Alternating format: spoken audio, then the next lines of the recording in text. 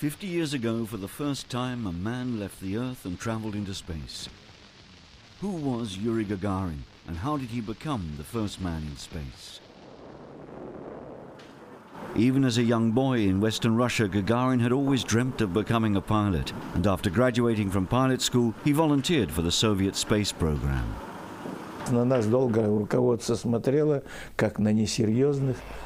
Yuri and me, we had a reputation for being light-headed pilots.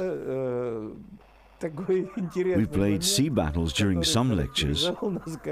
Clearly, we were very much alike in our nature. Even now, whenever I close my eyes, I can see his face.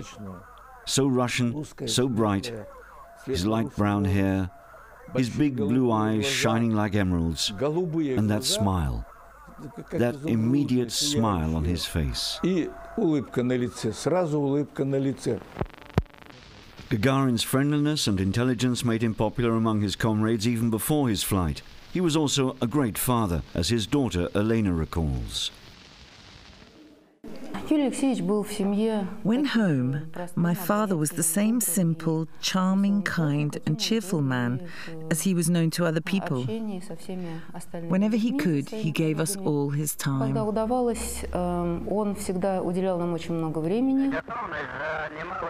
The Soviet human spaceflight project, the Vostok program, was an ambitious effort to confirm Soviet leadership in space, first established with the launch of Sputnik just 3 years earlier.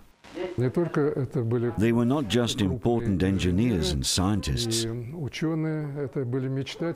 They were true visionaries who believed that the manned exploration of space and planets was their ultimate goal. And they were eager to move in that direction.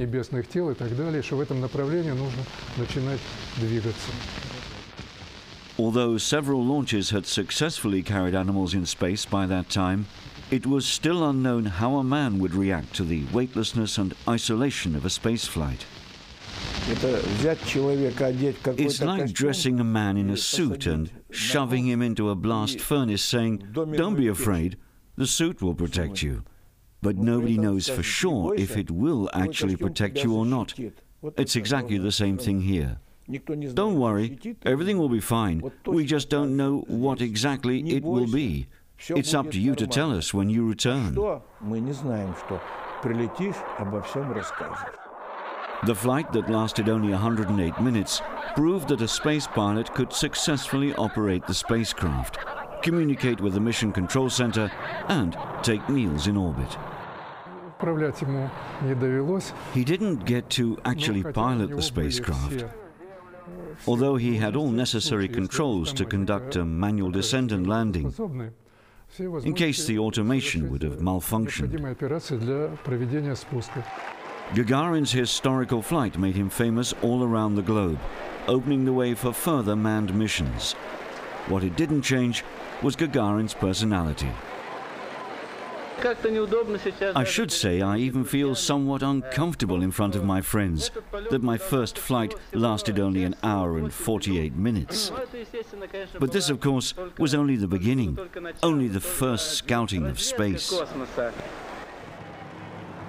Although Yuri Gagarin didn't live to make another flight, he left the legacy of the pioneering spirit, discovery and friendship that has shaped human spaceflight ever since.